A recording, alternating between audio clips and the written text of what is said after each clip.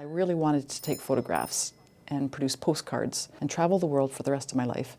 And that didn't quite happen. I was naively thinking I could make a living with postcards.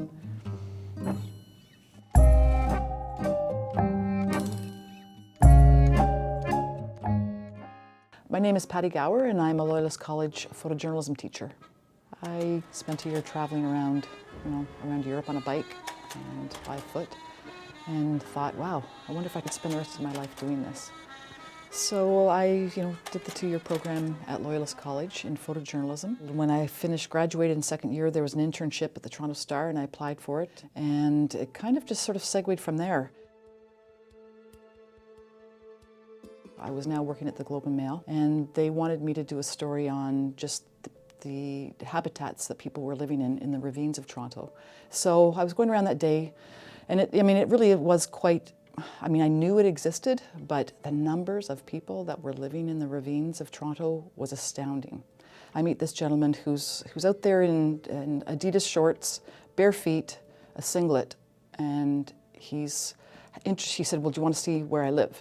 And he just, this was in the summertime, and so he sort of spread across the leaves, and I entered his house behind the trees. And it was magical. He collected things and hung them from trees. There was his bed open, just there under the stars, and I'm thinking, who is this man? Oh my gosh. So Fred Dunn entered my life, and he said, well, I train. And I'm looking at this skinny, scrawny guy, and I'm thinking, okay. He goes, yeah, I'm training to, compete in the 100-meter record for my age group.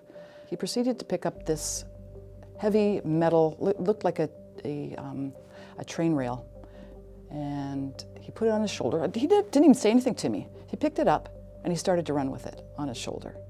And I'm like, I wasn't prepared photographically. I've got my camera there, and I'm excuse my language, but I'm going, oh fuck, and I'm panning, trying to get him, and wondering technologically whether I've got my camera set right, and I'm chasing him around. The irony was, when I was approaching him the very first time, I thought, well, I can run faster than this guy. This man was absolutely truthful with what he was saying. He absolutely was training. He ran 100 meters, sprinted it, he timed them all. At that moment I went, who is this man who's living behind the trees in the ravines of Toronto, and look what he's doing. He's authentic, he's real.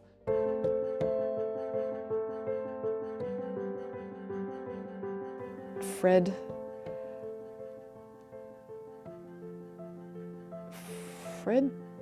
took me to another level, and I don't even know if I could articulate that.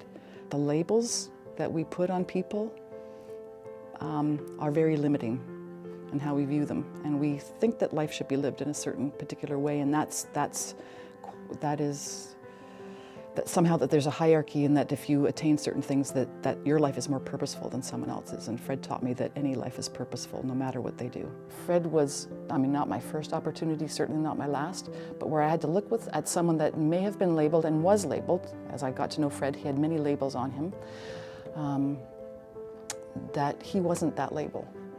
We often look at people in the world and we project our own biases on them. If I hadn't stopped, I may have looked at Fred and thought he was just another guy running, who had chosen to run on this track in the ravine and never known his story.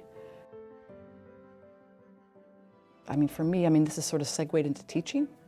So teaching students about understanding what story is and how we can connect each other audience-wise to what makes that person human and why I should care about that life, that's huge, because that's not easy to understand. And that's my greatest struggle, I think, as a teacher is I can teach the technological stuff. I can teach this is how you use your camera, and this is how you think about light, and all of those things that I'm excited about and are important things.